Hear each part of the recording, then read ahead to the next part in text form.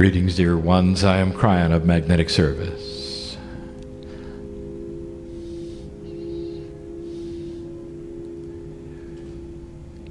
The process of channeling is not that unusual.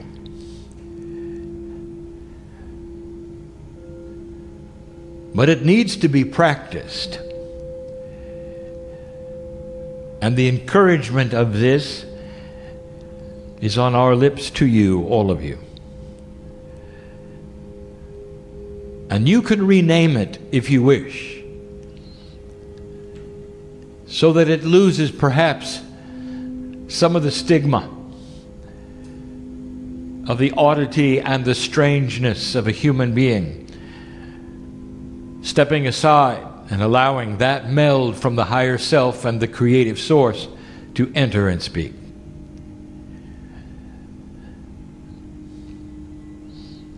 But in these few minutes, I wish to give the old souls who would listen in this room and otherwise, or who may read,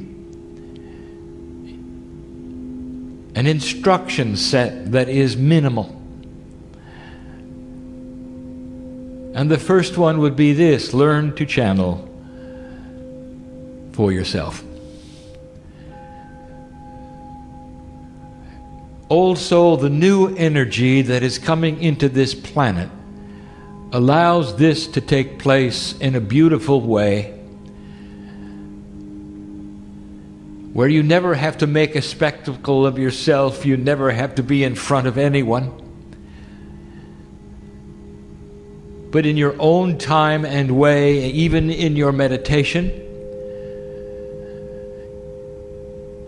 you would take that persona that is corporeal, which you believe is you in its entirety, and you would split it apart.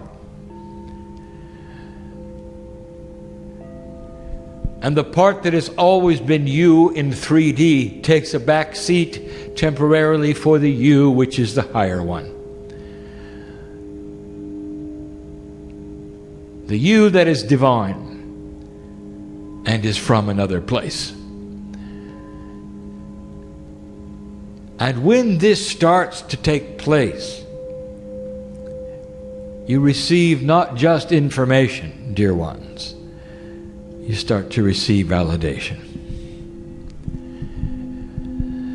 And the validation will affect you personally.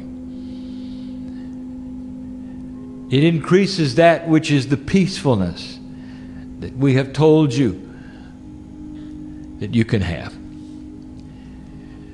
And that is channeling. Call it whatever you wish. But in those moments you will know that you are split, and it will be appropriate.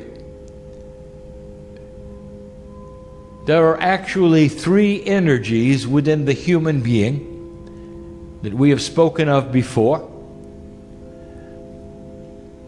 And this is only 2 of them.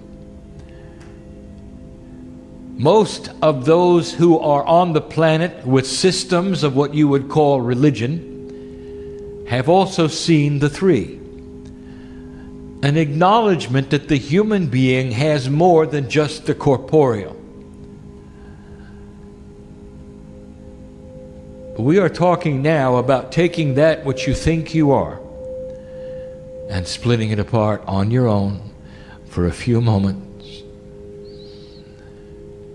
And out will pour that again, which is not just information, but is a quantum part of you that validates you.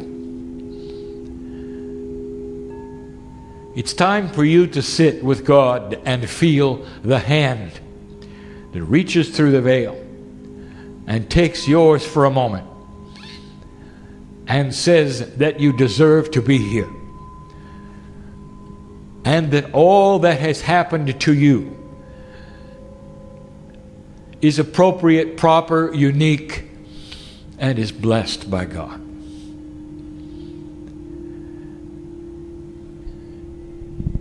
That there is no task too difficult for the old soul. But to some of you have been dealt that which is more difficult for what we have said in the past when we have said to you, iron sharpens iron. And some of you perhaps have felt the anvil come down that is red hot a few times fairly recently to shape you into a master. And you may say to Kryon, I'm not a master. I don't feel like a master. I'm just a person going about my life. And I will say, oh, how quaint of you. For you do not see what we see. For what happens in this lifetime, dear human being, affects everything for you and your core soul from now on. What you have allowed to be part of the Akashic attributes this time around are going to shape you forever. And so what we are saying is that you may not ask, why me? Without asking why not, or why us? For it involves all of you who have participated in the issues that you have been a party to them, and a planning session that has gone into your life to put you here, right where you are. Learn to channel. That is to find the meld between you and you to such a degree that when you get up from the chair, you know what has taken place. And most of you will do it only for yourselves. You can write these things down if you wish. But the reason it exists is to help you, to validate you, to make you more peaceful with you. I have 3 things I want to give you before you leave this place. Old soul, we have given you some attributes we wish you to visit in the past. Here are more, and they're not necessarily easy, but we speak to the old souls for less than 1/2% of this planet has to find some kind of action that is a meld with belief that creates a compassionate mind for this earth to move into the next stage. Now it's happening, but I will give you an informational blurge, a new word for me, which means a spattering of things over a period of time that you need to know. It's time for the old souls to start acting. And the invitation is yours. Number 1, I will say it again, and it is always number 1. Do not fear what you're going to see. Both in your lives, in the lives around you, in your country, in the earth, that may seem negative and unresponsive to your magnificence. For it is the old energy flailing around you, sometimes esoterically trying to beat you up, to make you feel that you're not worthy, and sometimes simply presenting itself as a flailing energy while dying. Let me explain this. I have told you before that one of the attributes of the old soul is lack of self-worth. I speak to all of you now, and you know I'm right. And that particular attribute is caused from an awakening lifetime after lifetime and having that which you know be doubted, where you're isolated, called names, hermitized, and even killed.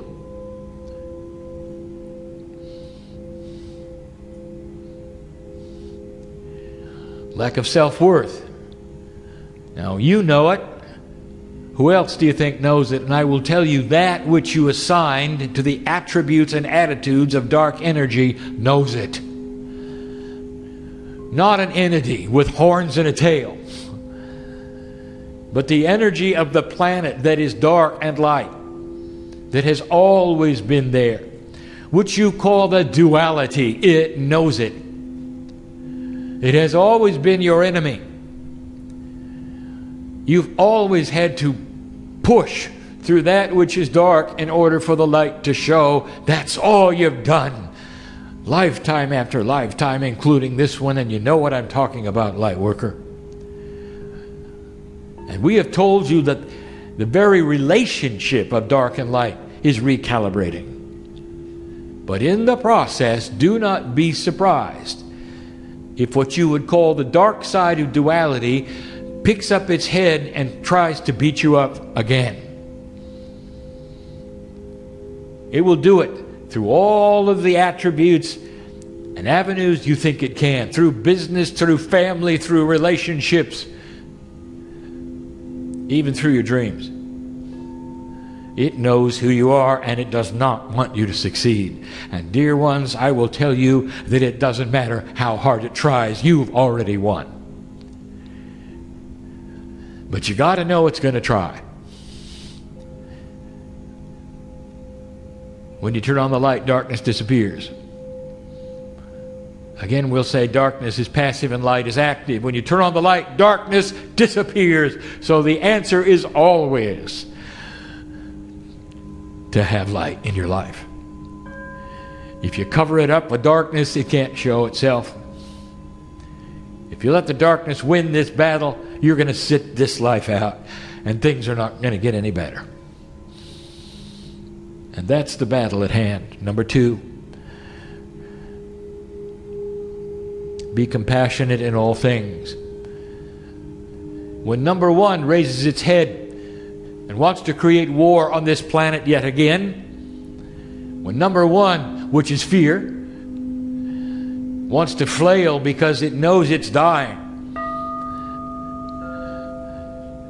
I want your reaction to be compassion. A compassionate reaction to all things creates light you cannot imagine.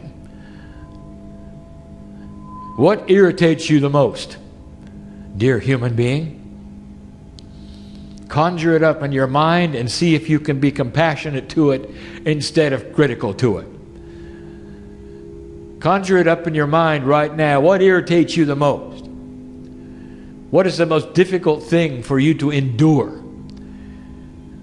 Sometimes it's foolishness. Sometimes it's politics. I know who you are. What if you could change your attitude and only see compassion? Well, that is the greatest emotion you have for anything on the planet. If you could do that, dear ones, you will achieve what the masters had. For when they walked the planet, this was their attribute, no matter who sat in front of them, whether it was the thief, the dishonest one, the one who stood in front of them to try to figure them out and take money from them. All they had was compassion. That's all they had. And I'll tell you, when you look at somebody with the eyes of compassion, it melts all the other agendas put together. It just melts them. They'll never touch you. That creates light. That is how you beat number 1, the duality. A compassionate mind will never be an angry one. A compassionate mind does not go to the trigger issues that have always controlled you emotionally.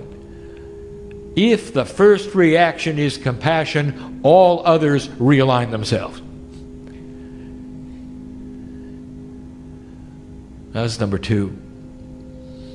The third one and the final one is the most difficult one of all for me to explain. My partner has not mentioned it before, and so he is saying to me, go slow, and I'm saying to him, go slow. Say it correctly, my partner, as you receive the information. It's time for the old souls to learn how to be a self-contained, balancing unit. This requires that you work with only your own divinity, which is then something your cellular structure will see you doing and see as intent to change. Without involving outside sources that you have in the past. Let me give you examples. Let us say you walk around the planet, and you may not realize it, but you are constantly pushing for validation from others. You want to know what they think, so you'll feel better. And when you hear what they think, and it makes you feel better, you're satisfied. And some of you live this way. And this is the only mechanism you have from day to day that validates your life.